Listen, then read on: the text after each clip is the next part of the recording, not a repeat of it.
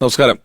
കേരളത്തിന്റെ ഒരു സാധാരണ ഗ്രാമപ്രദേശത്ത് നിന്നും മിമിക്രി വേദികളിലൂടെ മലയാളത്തിലെത്തി, മലയാളത്തിൽ നിന്ന് ഇന്ത്യയിലെ മറ്റ് ഭാഷകളിലൂടെ വളർന്ന് ഏറ്റവും വിലപിടിപ്പുള്ള ഒരു സംവിധായകനായി മാറിയ മലയാളികളുടെ വളരെ പ്രിയപ്പെട്ട സിദ്ദിഖ് സാർ. ഓർമ്മയിലെന്നും സിദ്ദിഖ് സാർ തുടരുന്നു.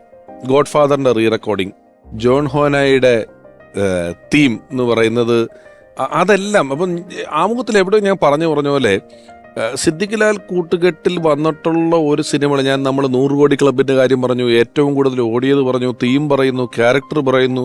ഇതൊക്കെ പറയുമ്പോഴും ബോധപൂർവം പലപ്പോഴും സിനിമയുടെ അക്കാഡമിക് ചർച്ചകളിൽ സിദ്ദിഖ് ലാൽ ചിത്രങ്ങളെ വളരെ വിരളമായിട്ട് കാണാൻ പറ്റുന്നുള്ളൂ എന്നുള്ളത് എനിക്ക് വ്യക്തിപരമായിട്ട് തോന്നിയിട്ടുണ്ട്. അല്ലേ? അത്രയും പോപ്പുലർ ആയിട്ടുള്ള സിനിമകളാണ് ഈ രണ്ട് കൂട്ടുകെട്ടും കൂടെ നമുക്ക് തന്നിട്ടുള്ളത്. ഞാൻ ഇത്തരം ക്യാരക്ടറുകളെ പറഞ്ഞതുകൊണ്ട് മറ്റൊരു നടൻ, അദ്ദേഹത്തിന്റെ ഒരു ക്യാരക്ടർ, അദ്ദേഹം സിനിമകളിൽ പലതിലും അഭിനയിച്ചിട്ടുണ്ട്, പല സിനിമകളുടെ ഭാഗമായിട്ടുണ്ടെങ്കിലും ജീവിതത്തിൽ എടുത്തു പറയാവുന്ന ഒരു ക്യാരക്ടർ എന്ന് പറയുന്നത് ചെയ്തിട്ടുള്ളത് സിദ്ദിഖ് ലാൽ ചിത്രത്തിലാണ്. അപ്പഹാജ ചേട്ടന്റെ സ്റ്റേറ്റ്മെന്റ് കേൾക്കാം. ഡയറക്ടർ സിദ്ദിഖിനെ പറ്റി പറഞ്ഞാണെങ്കിൽ ആദ്യം തന്നെ പറയാനുള്ളത്, പുള്ളി എൻ്റെ ഒരു റിലേറ്റീവ് ആയിരുന്നു. പിന്നെ റിലേഷൻ ആണെങ്കിലും കൂടുതൽ ഞാൻ അടുക്കുന്നത് എന്നെന്നും കണ്ണേറ്റം എന്ന് പറഞ്ഞ ഫാസിൽ ഡയറക്ട് ചെയ്ത പടത്തിൽ അവർ അസിസ്റ്റന്റ് ഡയറക്ടേഴ്സ് ആയിരുന്നു. അപ്പം ഈ ഷൂട്ട് ഫുള്ള്, അപ്പോൾ ഇവർ മിമിക്രിയിൽ നിന്ന് വന്നവരാണല്ലോ. അപ്പോൾ അതാദ്യം പറയണം. ഇവർ പുല്ലേപ്പടിയിലാണ് താമസിച്ചിരുന്നത്, സിദ്ദിഖ് ലാലും ഞാനും പുല്ലേപ്പടിയായിരുന്നു.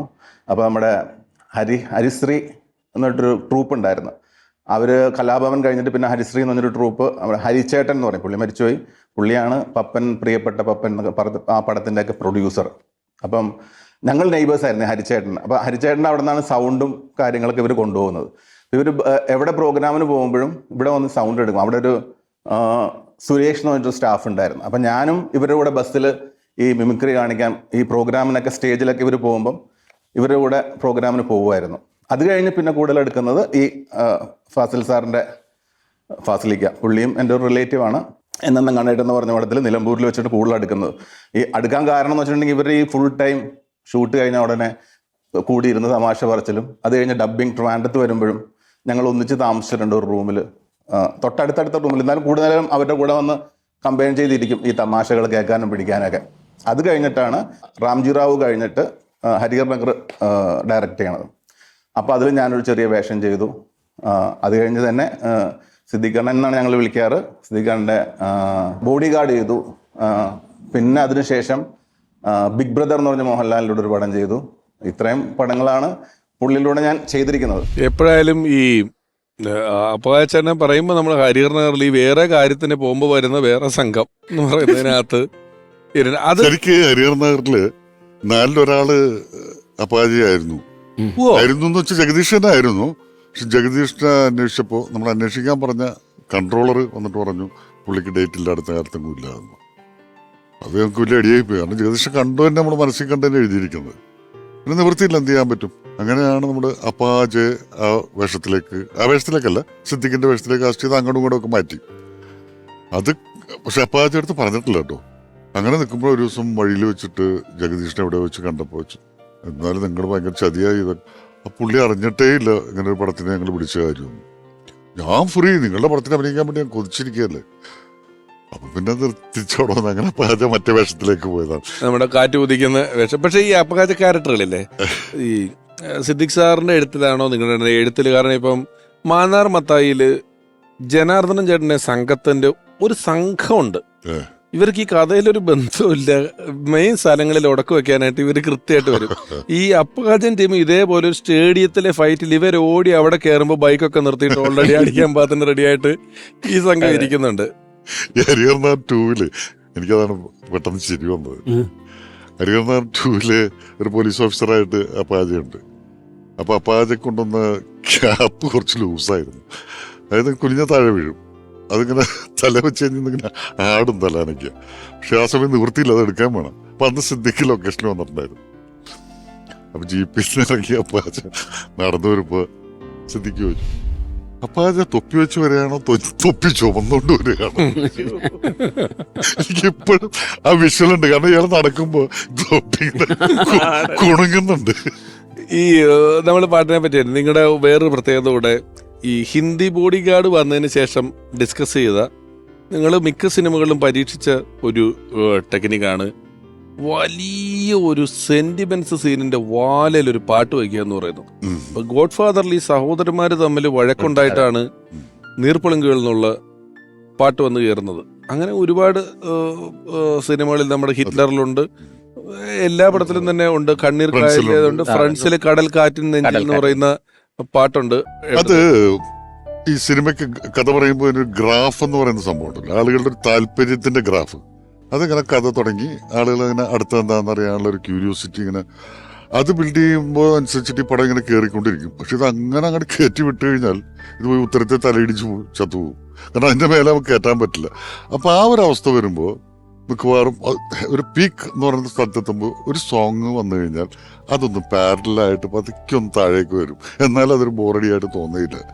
എന്നിട്ട് അവിടെ നിന്ന് വീണ്ടും കയറ്റാം നമുക്ക്. അതിന് വേണ്ടിയിട്ടാണ് മിക്കവാറും പാട്ട് ഉപയോഗിക്കുന്നത്. അത് മാത്രമല്ല, പിന്നെ ഒരുപാട് കാര്യങ്ങൾ പറയാനുണ്ടെങ്കിൽ ഏറ്റവും നല്ല പാട്ടാണ്. അവർ തമ്മിൽ ഇഷ്ടത്തിലായി, പ്രണയത്തിലായി, കുട്ടിയായി, അത് കഴിഞ്ഞിട്ട് ഭാര്യ മരിച്ചുപോയി എന്നൊക്കെ പറഞ്ഞിട്ട് വലിയ കഥയൊക്കെ വേണമെങ്കിൽ ഒരു ചെറിയ 3 മിനിറ്റ് പാട്ടിൽ പറയാം. ആ സീനിൽ പറയാൻ കഴിഞ്ഞാൽ ഒരുപാട് ടൈം എടുക്കും. അവസാനിക്ക കടൽ കാറ്റിൻ നെഞ്ചിൽ തന്നെ ആയാലോ? ഫ്രണ്ട്സ്. കടൽ കാറ്റിൻ നെഞ്ചിൽ കടലായി വളർന്ന സ്നേഹമുറങ്ങി, കനലായെരിഞ്ഞ സന്ധ്യ മയങ്ങി, മുകിൽ കാട്ടിൽ നിന്നും മഴയായി പൊഴിഞ്ഞ രാഗമലിഞ്ഞു, മിഴിനീരടിഞ്ഞ രാത്രി തളർന്നു, തിരയിളകുന്നു, നുര ചിതറുന്നു ഇരുളിൻ തീരങ്ങളിൽ, കടൽ കാറ്റിൻ നെഞ്ചിൽ കടലായി വളർന്ന സ്നേഹമുറങ്ങി, കനലായെരിഞ്ഞ സന്ധ്യ മയങ്ങി.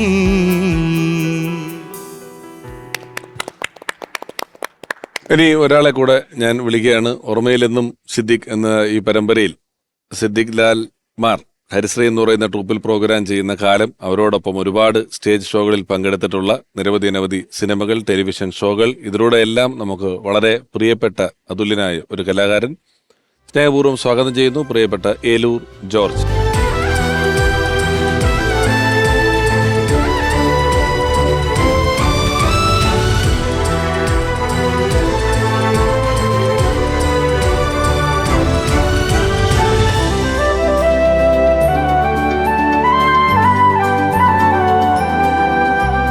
ജോർജ് ചേട്ടാ, ഒരിക്കൽ കൂടി സ്വാഗതം.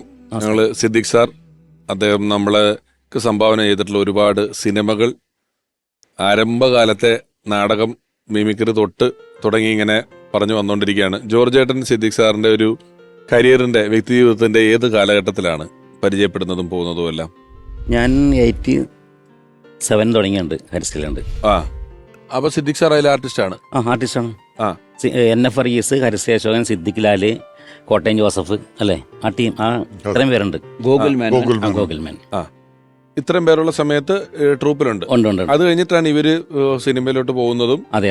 നിങ്ങളെല്ലാം കൂടെ ആ ട്രൂപ്പ് തുടർന്ന് കൊണ്ടുപോകുന്നതും അല്ല? അതെ. അല്ല, ആ കാലഘട്ടത്തിൽ ഒന്നിച്ച് ഒരു യാത്രയൊക്കെ ഭയങ്കര ഒരു പിക്നിക്ക്, അല്ലേ? പിക്നിക്കിന്റെ ഒരു സുഖമായിരുന്നു. ഭയങ്കര കൗണ്ടറുകളും, യാത്രയിൽ ഭയങ്കര കൗണ്ടറുകളാണ്. അങ്ങനെ കൗണ്ടറുകൾ എങ്ങനെ ജനിക്കണമെന്നുള്ളത് ഞാൻ അന്നാണ് ആദ്യമായിട്ട് കാണുന്നത്. ഞങ്ങൾ തമാശയൊക്കെ പറഞ്ഞിങ്ങനെ നടക്കുമെങ്കിലും ഇങ്ങനെ കൗണ്ടറുകൾ എങ്ങനെയാണ് ജന്മം എടുക്കണം എന്നുള്ളത് കണ്ടുപഠിക്കാൻ കൗണ്ടർ ഗുരുക്കന്മാരാണ് സിദ്ദിഖ് ലാലന്റെ. ഞാൻ കുറെ കൗണ്ടറുകൾ ഇങ്ങനെ അടിക്കാറുണ്ട്, അത്രത്തോളം വന്നില്ലെങ്കിൽ പോലും. പക്ഷെ ആരെയും വിഷമിപ്പിക്കുന്ന രീതിയിലുള്ള കൗണ്ടറുകളൊന്നും ഇവർ ഇന്ന് വരെ പറഞ്ഞ എന്നെ അറിവില്ല. അല്ല, ഞാൻ പറയാറുണ്ട്. എനിക്കൊരു തമാശ കണ്ടു കഴിഞ്ഞാൽ അത് പറയാൻ തോന്നിക്കഴിഞ്ഞാൽ പറയാതിരിക്കാനോ അല്ലെങ്കിൽ കണ്ടു കഴിഞ്ഞാൽ ചിരിക്കാതിരിക്കാനോ പറ്റില്ല. ചിരിക്കാന ഒരുപാട് കാര്യത്തിനെ തന്നെ വഴക്ക് പറയാറുണ്ട്. ഒരിക്കലും ഞങ്ങളൊരു ബാങ്കില് ഒരു ലോൺ കാര്യം ശരിയാക്കാൻ വേണ്ടിയിട്ട് പോയി. അപ്പോൾ ഞാൻ സിദ്ദിഖും കൂടി ഇരിക്കുകയാണ്, മാനേജറുണ്ട്. അപ്പോൾ എൻ്റെ ചെയർ ഇങ്ങനെ അതിൻ്റെ ഹാൻഡിലുണ്ട്.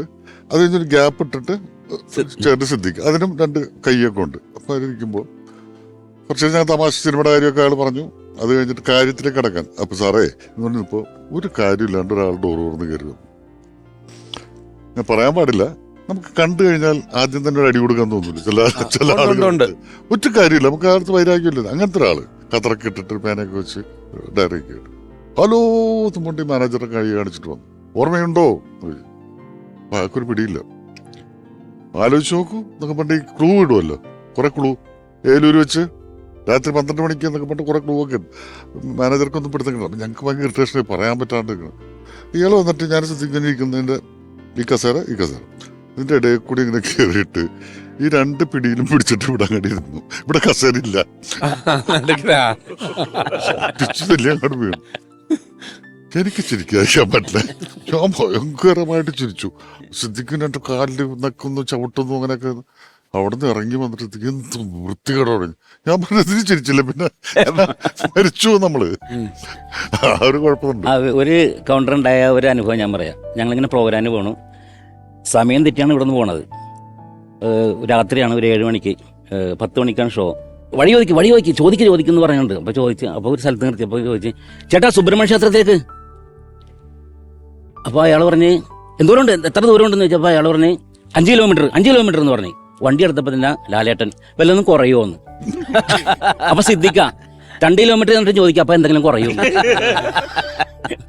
അങ്ങനെയാണ് കൗണ്ടറുകൾ ഉണ്ടാകണമെന്നുള്ളത് എനിക്ക് മനസ്സിലായി. ഓർമ്മയിലെന്നും